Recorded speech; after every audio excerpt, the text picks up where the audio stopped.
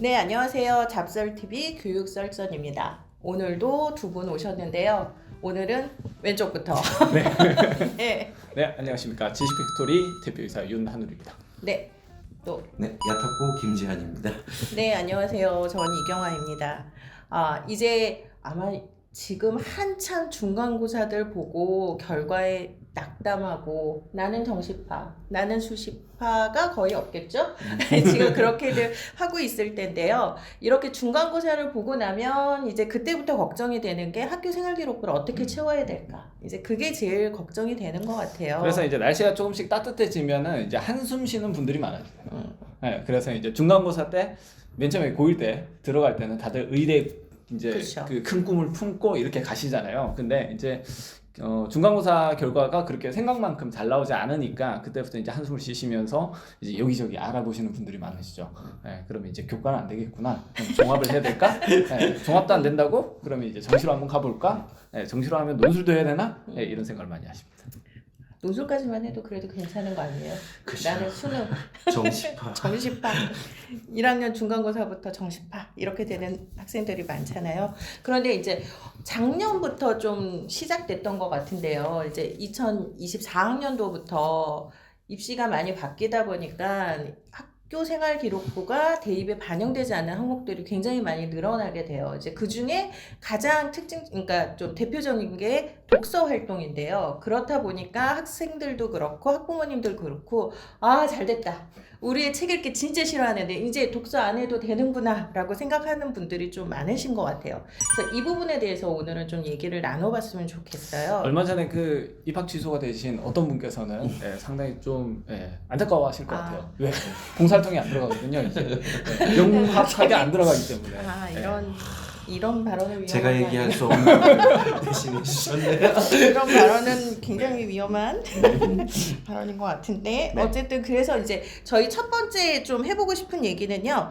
진짜 대입에 미반영된다는데 굳이 독서 활동을 신경 써야 될까? 신경 쓰지 않아도 된다라는 분이 계시고 또 반대쪽에선 아니다. 이게 대놓고 쓸 수 없기 때문에 보다 정교하게 계획을 짜서 요소요소에 좀 기재되도록 해야 된다라는 분이 계시거든요. 그래서 대체 두 말 중에 어떤 말이 맞는 건지 그걸 좀 얘기해 봤으면 좋겠어요. 일단 이거는 뭐 답이 있는 내용이죠. 네. 사실은. 그러니까 독서활동 신경 쓰지 않아도 된다라고 하는 부분이 왜 부각이 되냐면은 특히 이제 국영수 중심 교과 학원들에서 이제 독서나 비교과의 역량 자체가 이제 막 많이 줄어들었다. 그러니까 학종 자체도 이제 내신 중심으로 갈 수밖에 없다. 이런 식으로 언론 플레이를 합니다. 물론 이제 결과 자체는 당연히 그렇지 않죠. 비교과가 분명히 들어가야 되는 부분들이고. 그래서 이거는 일종의 학원의 상술, 그리고 두 번째는 뭐냐면은 이제 학교의 상술도 있어요. 학원의 상술이라 네. 해서 깜짝 놀랐어요. 순간. 왜 갑자기 저를 건디세요? 그러니까 학교의 상술도 있습니다. 그러니까 학교 상술. 같은 경우에도 되게 보면은 우리 학교는 수능 정시 유형의 학교야. 이렇게 말씀하시는 분들이 있으신데 저는 한마디로 뭐냐면은 대놓고 얘기해서 우리는 수시 준비 안 해줄 거니까 수시 대비를 하고 싶으면은 네가 알아서 해 이 얘기예요. 그걸 갖다가 명확하게 어떻게 둘러 쳐서 얘기하는 게 우리 학교는 수능 중심의 학교야. 이렇게 말씀을 하시거든요. 이제 그런 경우에 거기서 이제 독서활동 신경 안 써도 된다. 뭐 수능으로 밀어붙여라. 아니면 교과 내신으로 밀어붙이면 된다. 이렇게 말씀을 하시는 건데 실제로 최상위권 학교들의 어떤 뭐 그 반영 요소나 이런 부분들 보면은 100% 순수한 교과가 잘 없습니다. 그러니까 수능 체제를 건다든지 또는 뭐 그 정도만 해도 양호한 건데 비교과의 요소를 그쵸. 같이 포함하는 경우가 있습니다. 포함하는 경우가 있고 그 다음에 이제 면접을 통해서 또 한번 걸러내는 경우가 있는데 그 면접 소재가 뭐겠습니까? 학생부죠.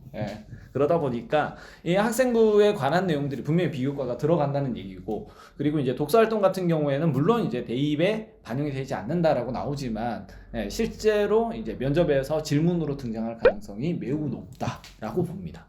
질문으로 그러면 어떤 형식으로 네가 뭐 그러니까 오히려 자기소개서가 인상 있었던 게 더 편한 게 뭐냐면은 자기소개서가 이제 쓸 때는 되게 부담스럽지만 실제로는 이제 면접관들의 질문을 미리 필터링하는 예상할 수 효과가 있으니까. 있어요. 예, 예, 자기소개서는 이제 학생부에서 정말 포커스를 맞춰야 되는 부분에 포커스가 맞춰져서 이걸 확대해 놓은 거기 때문에 자기소개서가 딱 제출이 되면은 그걸 보면서 이제 면접관들이 뭘 태클을 걸어볼까 이렇게 구상을 하거든요.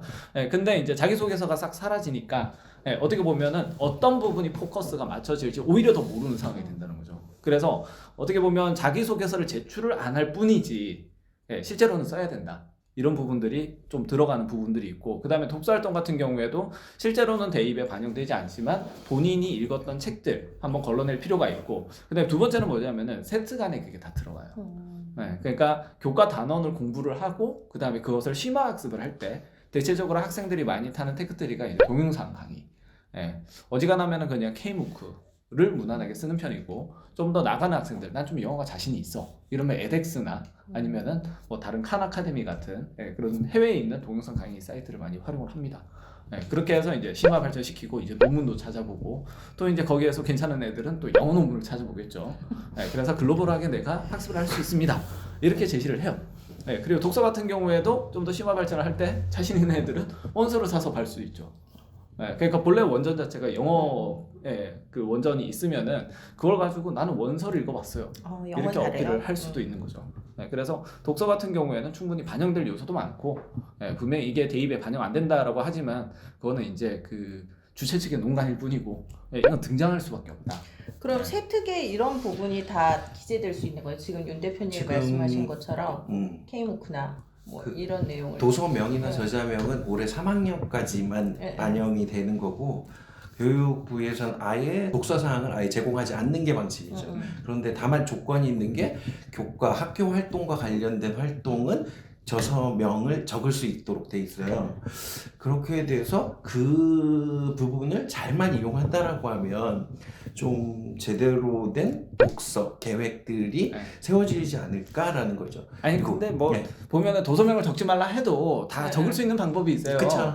그건 이따가 유전자의 이기성에 대해서 집중 탐구를 했다. 그럴 수가 있고 오, 자신 오늘 있어 하시는 것 같아. 어디에 낄 타임을 모르겠어요 지금. 그러니까 오늘 근데 그 독서 활동 이제 기록하는 방법은 조금 이따 얘기하고 일단은 선생님이 보실 때 어떻게 독서 활동을 좀 계획을 세우는 게 좋을까? 일단 생기부를 일단 제외해 놓고 지금 제가 애들을 가르치면서 최근에 되게 많이 느끼는 건데 애들이 독서를 안 하니까 단어를 몰라요.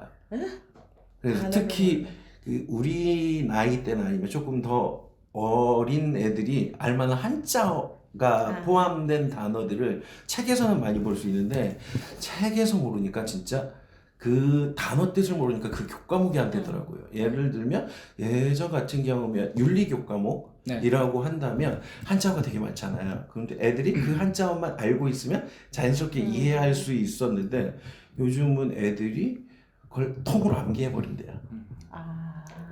뜻을 모르고. 그래서 원래는 애들한테 윤리 과목들은 좀 부분을 암기하고 이걸 확대 해석하는 과목이다라고 했는데 애들이 그렇지가 않다고 하더라고요. 그리고 저의 교과목도 보게 되면 좀 한자어가 많아요. 그러다 보니까 가르치는데 그 단어를 설명하는데 되게 많이 시간이 걸리더라고요. 근데 그 중에서 튀는 애들이 있거든요. 근데 그 단어를 듣는 순간 뭐든지 답변하는 애들. 걔네들은 다 독서에서 나오더라고요. 그쵸. 그러니까 결론적으로 얘기하면 생기부를 제외하고 놓고서라도 그런 한자어들을 활용한 게 그 수능에서의 비문학이거든요. 그렇게 된다라고 하면 독서를 접는다라는 건 결국 그 생기부뿐만이 아니라 수능 성적에서도 마이너스 효과가 있을 것 같아요. 그렇기 때문에 독서는 어떻게든 이어가야 되는데 아까도 말씀드렸듯이 교과 활동과 관련돼서는 다 쓸 수 있거든요. 그렇게 돼서 저희 학교 자소서 패턴을 하나만 얘기 드리면 저희는 도서를 거의 도입부 했어요. 그러니까 자소서에. 그래서 그때 완전 급비상 아니에요? 근데 뭐 자소서가 거의 올해까지 뿐이잖아요. 저 같은 경우에도 뭐 좀 봐달라고 할 때 도입부에 안 쓸 뿐이지 중간에 나오거든요. 그렇게 해서 뭐 예를 들면 경영 경제를 쓰는데 대표님이 한번 보셨을 거예요. 그 허생전에서 네. 매점 매석을 보고 거기에서 공정거래법으로 연결한다거나 그런 식으로 하면서 고전 소설 아니면 필요한 일상적인 소설 같은 경우도 전공과 무관하더라도 네.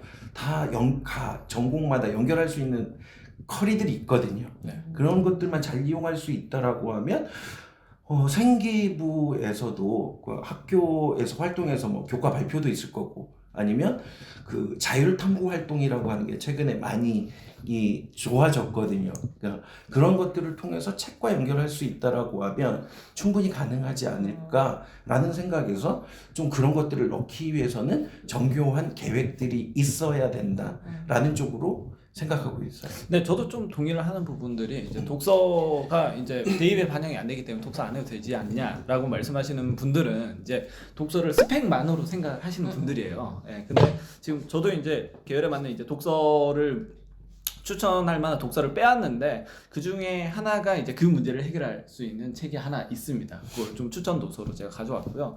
네, 그래서 이제 독서 같은 경우에는 스펙만으로 생각하면은 사실 좀 안 되는 부분들도 있고 특히 이제 서울대는 전통적으로 마지막 문항을 독서로 계속 집어넣거든요.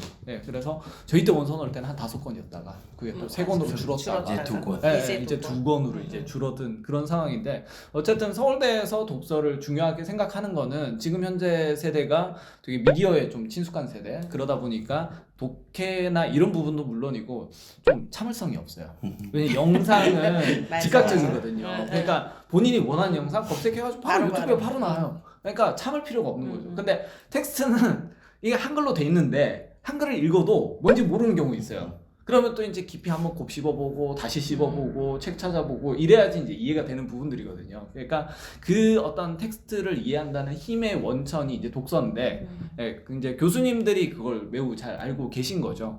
그러다 보니까 독서 자체를 갖다 그냥 스펙만으로 이렇게 한다기보다는 교과에 적극적으로 활용도 하고 그 다음에 뭐 학습을 심화시키는데 이제 그 징검다리로서 충분히 역할을 할 수 있는 부분들이 있기 때문에 스펙만으로 하면은 쓰지 않아도 되죠. 근데 그게 아니기 때문에 공부하는 데 분명히 도움이 되기 때문에 충분히 이것을 활용하고 좀 계획적으로 접근을 해야 된다라고. 대표님이 스펙이라는 단어를 쓰셔가지고 생각난 게 그 예전에 누구를 합격시키고 나면 학부모님들이 묻는 질문들이 있었거든요. 무슨 책 읽어요? 무슨 책? 그 전 단계가 있는데 걔 스펙이 어떻게 돼요?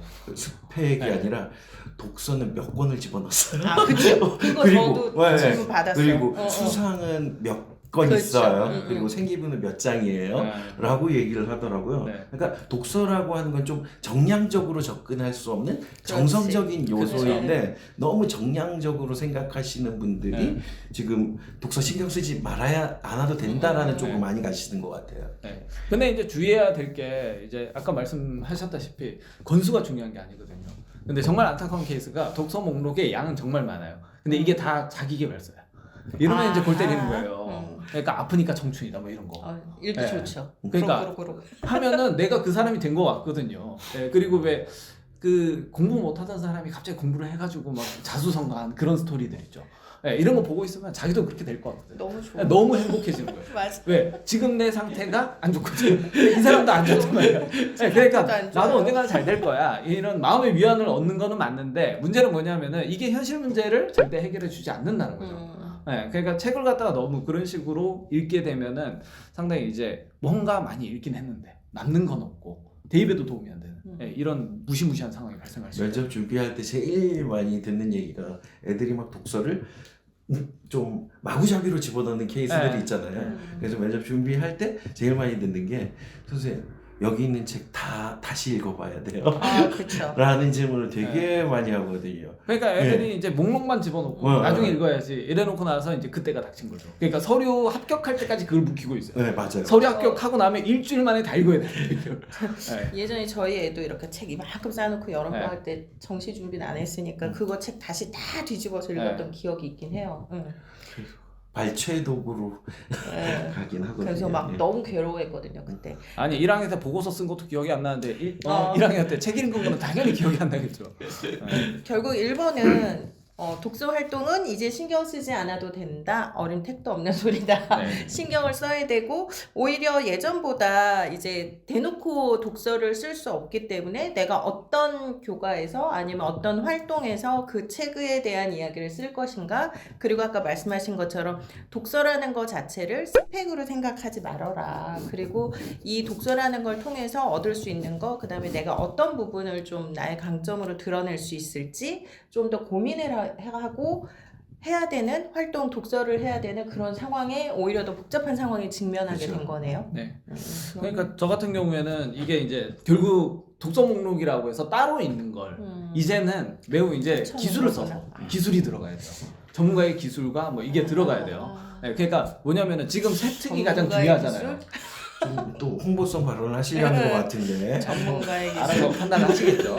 네, 그래서 세특만 살아있는 상황이기 때문에 결국 이 세특 안에 모든 걸 다 우겨 넣어야 되는 상황인 거예요.